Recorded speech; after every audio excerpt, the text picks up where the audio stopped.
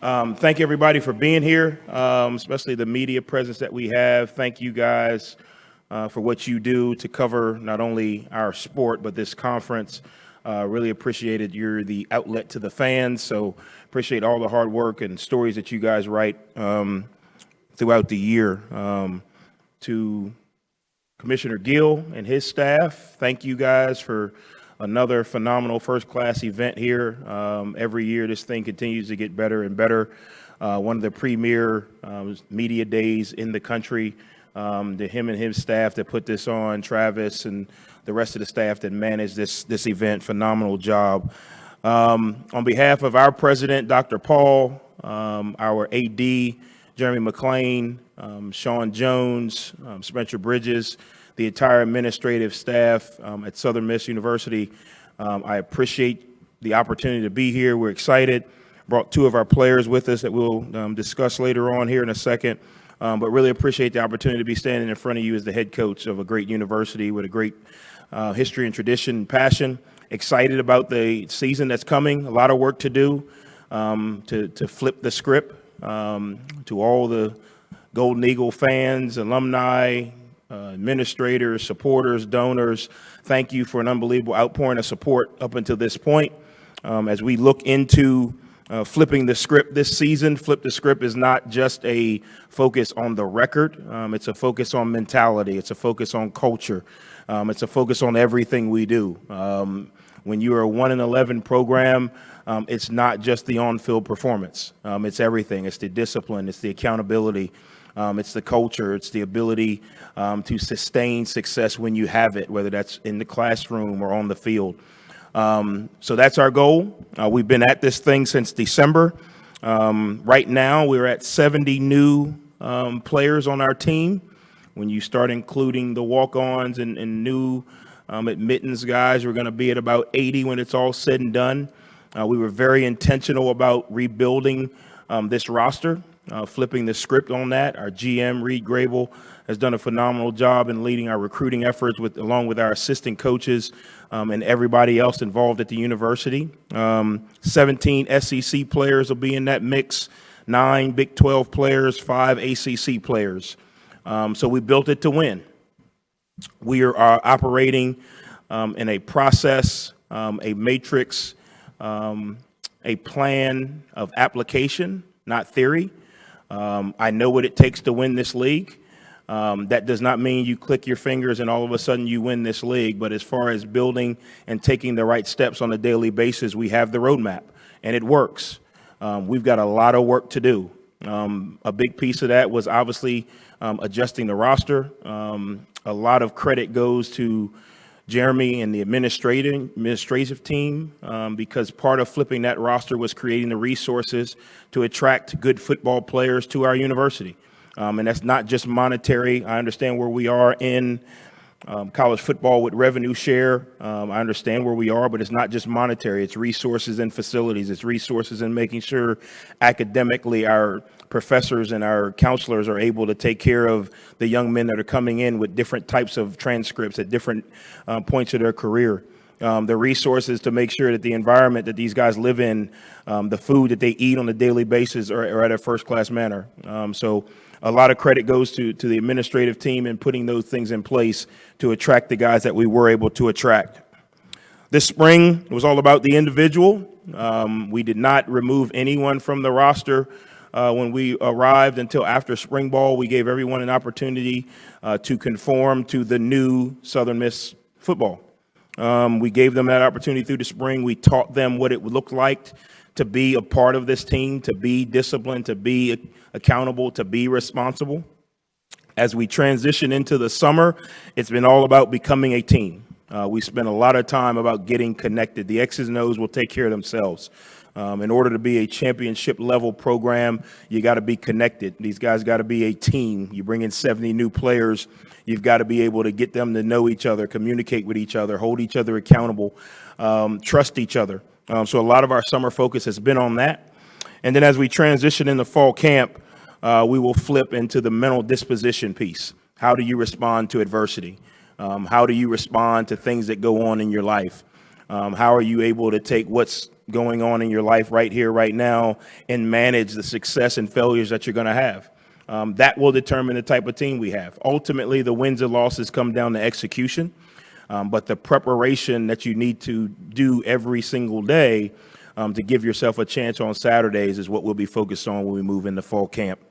With us today, we brought two of our players that represent our team, two guys that have ultra influence. We don't talk about leadership in our building. We talk about having influence. You could attribute it the same as leadership, but in their world, in their generation, leadership is tough because everyone's kind of got their own Instagram, their own brand. Everyone's focused on them. When you bring a bunch of guys together, as you're forming the team, it's hard for someone else to hold someone accountable when they don't know them. So we talk about having influence, and these two young men have ultra influence throughout the team, obviously on respective sides of the ball, but across the entire locker room. We'll start with the Offensive Player of the Year nominee or recipient for the preseason, Braylon Braxton.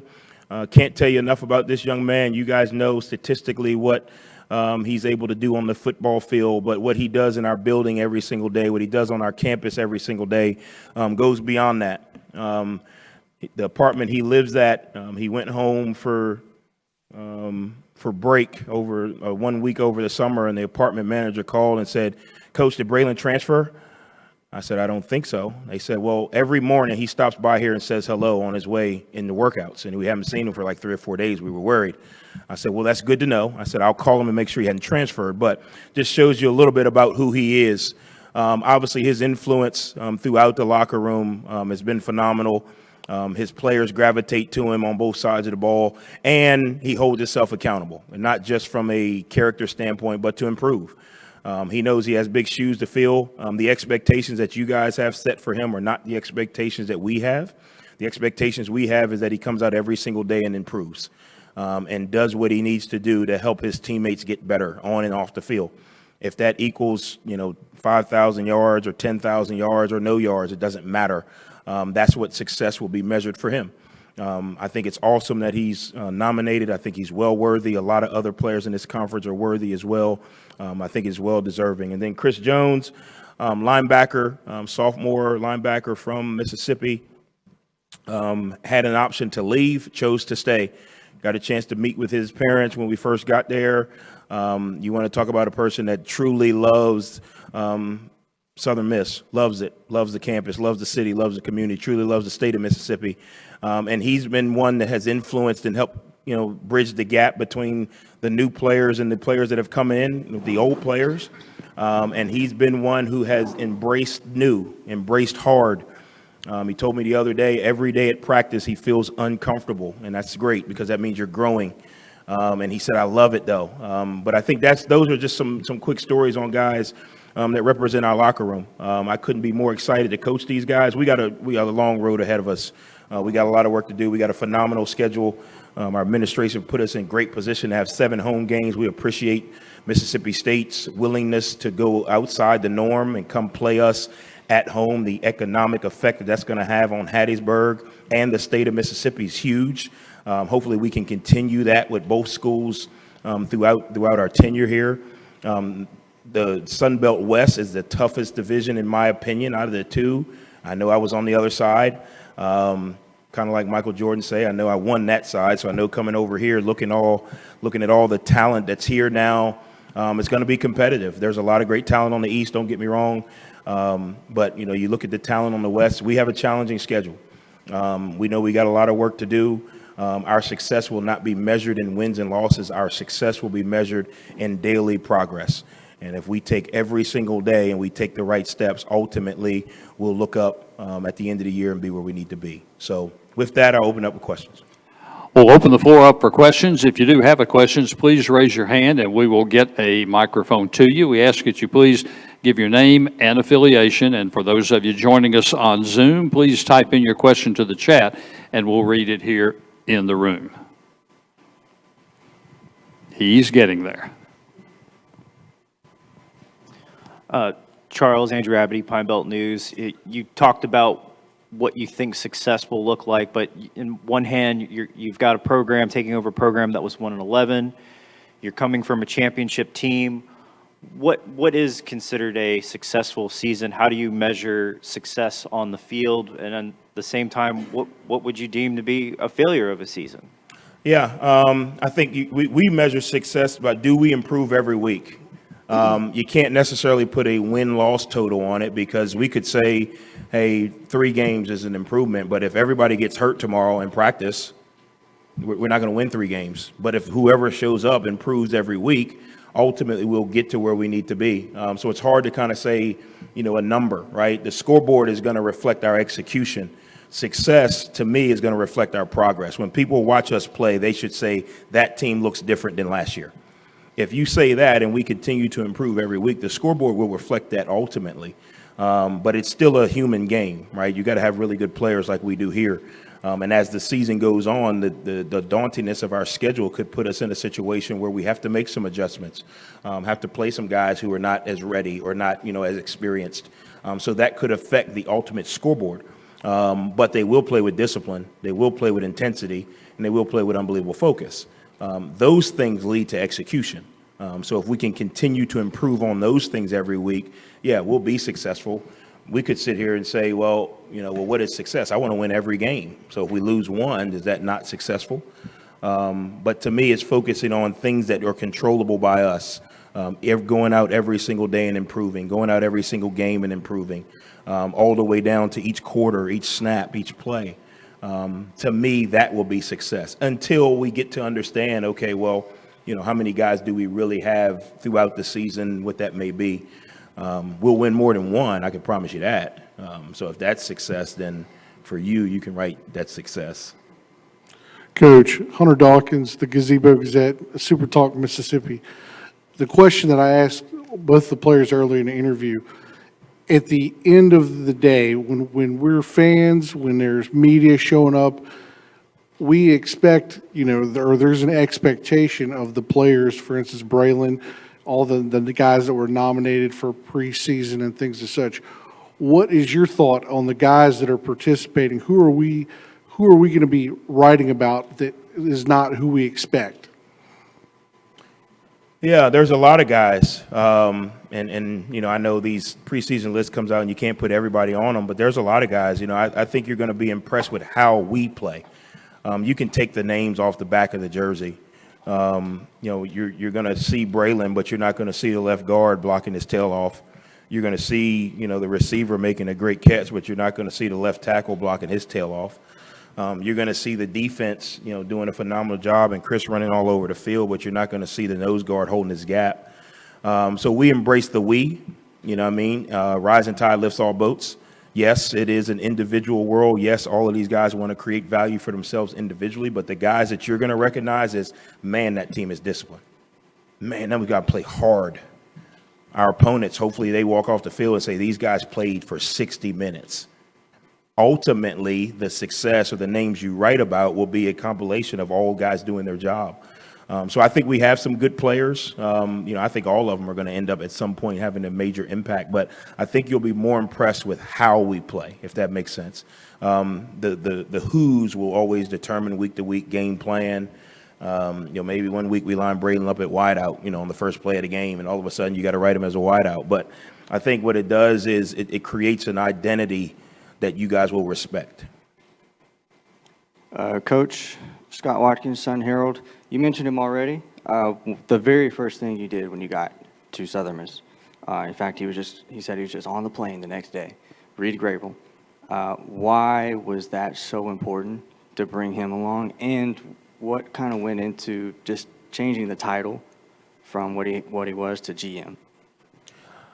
Well, I'm a big believer in building a team. You got to have certain parameters. When I was with Coach Saban, we were very stickler on certain parameters, certain height, certain speed, certain weight. Sometimes when you start to pull in coaches from all different places, they bring in different philosophies of what they think a good player is. To have one person, Reed, doing a really good job of making sure we stick to our parameters and also making sure that we are good stewards of the money that we have. Because you can pay the wrong players or you can pay a player too much or too less. So Reed did a really good job for us of evaluating the roster we had, identifying what we needed to go out and look for, setting up situations and protocols so that when our coaches went out looking for certain players, portal or high school or junior college, they knew exactly what they were looking for, managing the budget so that, it's easy to ask for more money, but do you manage what you have? Managing the budget so that we could also not only field a good football team, but fund a good football team. So that was important to me. I think that role of general manager is becoming more and more encompassing. Trust me, he doesn't make what Rich Nagy makes, so it's not the same. The title is the same, but it's not the same. But his job or his role has more and more importance. The old days it was the recruiting coordinator, the recruiting director, and you just kind of told a coach, you go, to Alabama, you go to Tennessee, you go north, you go south. Now this role has so much more.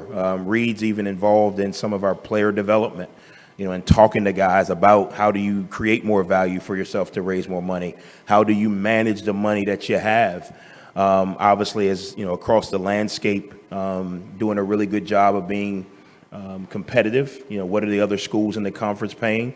I don't know if Butch Jones is here, but obviously by Jalen Raynor's chain, there's really good revenue at Arkansas State. So I'll read. We got work to do, but just being aware of where we are, competitively, making sure that our players. I tell my players all the time, none of you guys are making what you deserve. No one in the world makes what they deserve.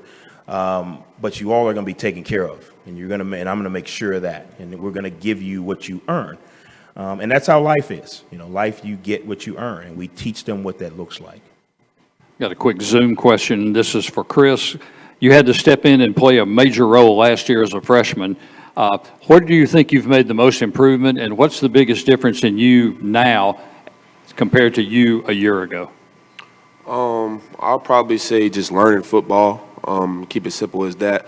Coach Huff brought in a great DC and Jason Seymour, and he's done a great job of just teaching me football. And that was something that I really struggled with last year, just knowing what's going to happen before the play and just knowing what will happen in certain formations. He's also helped me in really just my physical parts too. When I talk about physical, I mean like my technique, working on my steps and things of that nature. He's really helped me with that. So I'll probably say what will separate me mostly this year is like the way I approach the game mentally and physically. Yeah. And a Zoom question for Braylon. Braylon, what has been the most difficult part of your own personal transition this year? This is my second time transferring now. I don't know if you guys know, but I started off at Tulsa, was at Marshall, and now I'm at Southern Miss. But I'd say the most difficult thing for me personally has just been finding a way to reach everybody on the team. Like Coach Huff said, I'm the quarterback of the team, so I have to have a relationship with everyone, and I have to know what makes guys tick. I have to know what guys I can get on in front of the group, or who I have to pull to the side and give them some encouragement here and there. But just really learning my teammates has been what I say has been the most challenging part for me so far. WDM in Hattiesburg, this is for the players. Week 1 against Mississippi State. Can you guys just touch on how big of an opportunity it is for the city of Hattiesburg and just to get attention to the program? Chris, if you don't mind starting.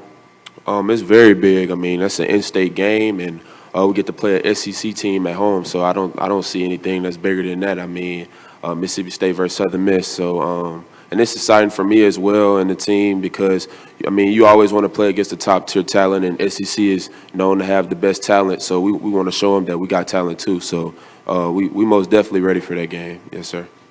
And speaking from my point of view, being a senior, this game has major implications on my next level process. Every NFL scout's going to cut that SEC film on that's the first thing they're going to cut on. So, making sure I do what I have to do this offseason to prepare myself to go out and be successful that first game is really huge for me. And then also, we got a couple guys that came from Mississippi State, so I know they're going to come out with their hair on fire too. Jeffrey Pittman, you got Mason, Sledge. So, we got guys that, this game is real big for us. So we're ready to play for sure. Yeah. Coach Huff, Matt DeGroy with WLX ABC CBS here in Biloxi. You should be representing the conference right now as the reigning conference champion. Now you're taking on the role as an underdog. How have you relished in this opportunity? What has this experience been like from being the guy who should be the guy here that everyone's looking at to now being the head coach of the worst team from a season ago? Am I not still the Sun Belt champion, Coach? You are, but you're with a different organization Okay, now. okay. Yeah. But to me, it's I was joking with you. It's the character you walk in with. I thought I was a champion before I walked into Marshall. I thought I was a champion before I walked into high school. I thought I was a champion before I walked into elementary school, and not from a cocky perspective, but the way I carried myself. Same thing when we walked in. There's a certain way. Champions do things right every single day. I have to model that from the top down. You know, I mean, I have to show these guys what it looks like. We have a lot of young men that have won it. You know, you listen to Tom Brady, doing it again it's harder each time. And I have to show those guys that, you know, the way you carry yourself, the way you walk in, the way you prepare, the way you meet, the way you go to sleep, the way you hang out, the way you spend time with your family, all of those things matter. And I think what it does is it gives a little bit of validity because guys like Chris, who maybe haven't seen it, it's more tangible now. You know, it's not something that, you know, hey, we heard that, you know, champions do this. You know, we can look at, you know, a good example of Coach, how he prepares himself, how, you know, some of the other players do. It would be a challenge, you know, even at the other place, it would be a challenge because starting over, you got to start over. There's no magic formula that, you know, a lot of things have to happen to win a championship. Some of those things are in your control, some are not. But the approach that you take, the mindset that you have, champions are champions before they get the ring. So that mindset is what we've carried into this year, teaching our guys what it looks like, teaching our guys what that, you know, feels like. You know, what does it feel like to be a champion? Well, you got to show up on time. You got to be committed. You got to make sure that you're disciplined. Then, if you do all those things, and the good Lord blesses you to stay healthy, they'll give you a ring. You don't do it the other way. You don't get the ring, and then all of a sudden you get, you know, organized, detailed, and disciplined. So. And then a question for both the players. Braylon, for you, what is it about Coach Huff that made you want to stick by him? And then for Chris, you know, choosing Coach Huff, what have you guys both kind of seen from his personality, and how has that affected you in your game? How it's affected my game is just being able to go out and play freely, knowing that my coach believes in me. Coach Huff's, you know, obviously he's a football coach. He gets paid to coach football, but, you know, I feel like he invests much more in the human being than just a player. I feel like he has a great relationship with all of us, you know, a personal relationship. You know, he asks about my people all the time, my people back home, asks me if my little brother, you know, how he's doing back from his injury, how my sister's doing on the track. So, you know, it's just all the small stuff like that. Just like, you know, you don't have to worry about, like, man, if I mess up, this coach is going to pull me out, or, man, this coach really want me to succeed. When you could just go out there and play free-minded, like, I feel like it just makes you play 100 times better. So. To pick up back off what he said, Coach Huff is a great coach. I knew from the jump when he came here that I was going to stay. I mean, it was no question. I seen what he did in Marshall. I know he had every quality as a head coach to come to Southern and win a championship. And when I seen him walk through them doors, I just knew I was going to stay. He just cares about his players, like B1 said. He cares about his players, and he just wants what's best for us. And I feel like that's what you look for in a coach these days, not just a coach that just cares about football, but cares about his players as well. For myself, though, I just feel like Huff coming to our program really like change our program. I mean, we did go 1-11 last year, but the culture is going to change. The culture will be different. With Huff bringing his championship culture to us, I feel like it's going to help our program in a lot of ways.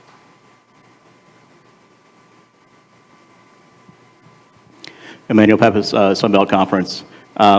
Coach, you talked about with Braylon last year, just having a conversation with him about getting him to trust his legs and trust his athleticism as well. Now in this off season, what are some of the things that you've seen that he's really progressed and kind of taken his game to the next level?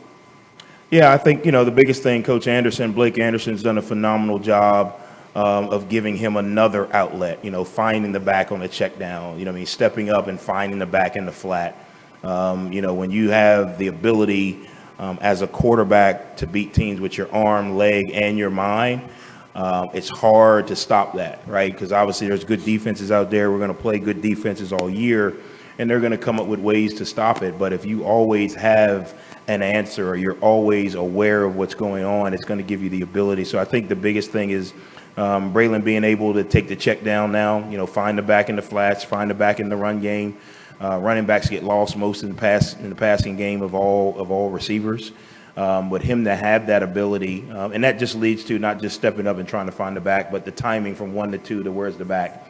The timing of, okay, is this guy going to win when he comes out of this break? No, where's the back?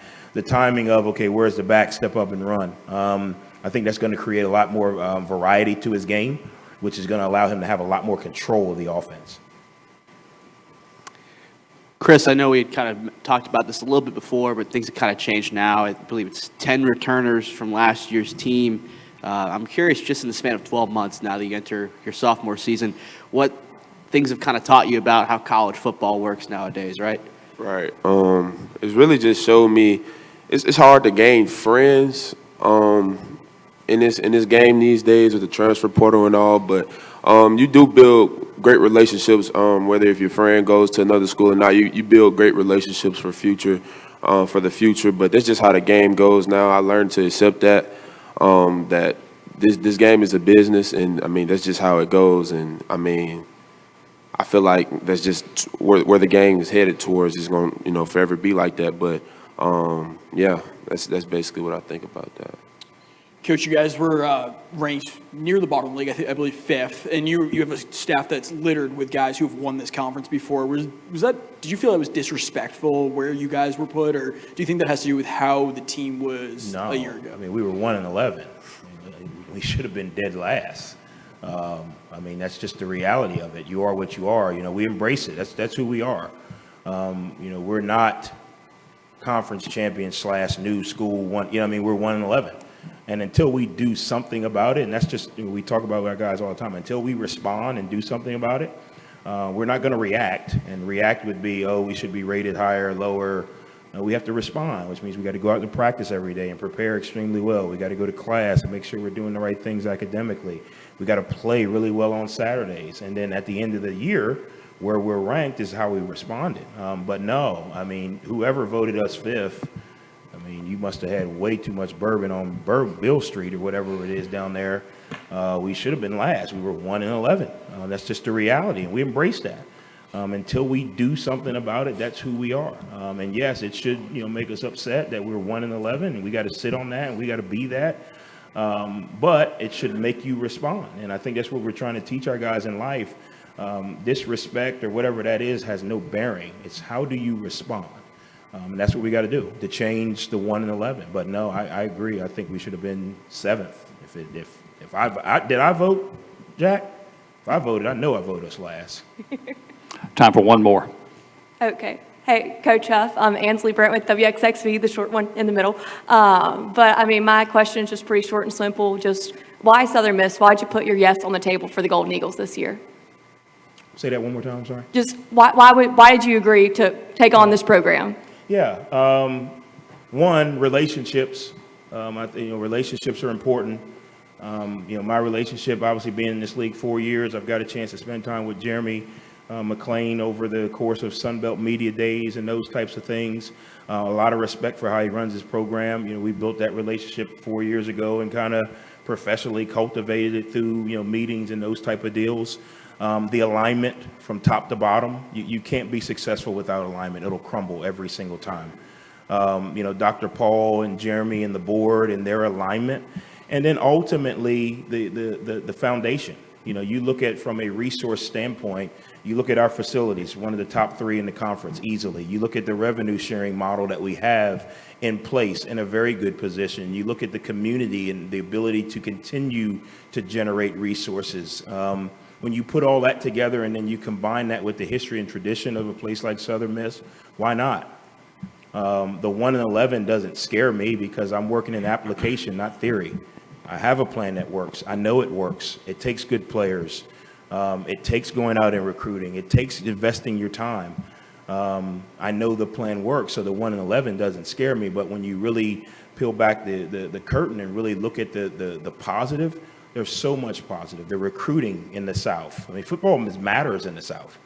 I mean, it matters. Obviously, the Sun Belt Conference is littered with it matters. The recruiting opportunities.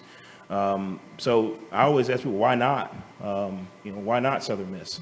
No, we got work to do. Don't let my excitement and my confidence scare you. But we got work to do, and we're going to do the work. But I was shocked that they didn't have, I thought maybe Coach Saban would come back and take over the Southern Miss Golden Eagles when you look at all the possibilities that are out there. No. So the resources and the possibilities and the relationships was really what drove me here. Coach, guys, we appreciate it. Good luck to you this season. Thank you, guys. To the top. We'll be back in just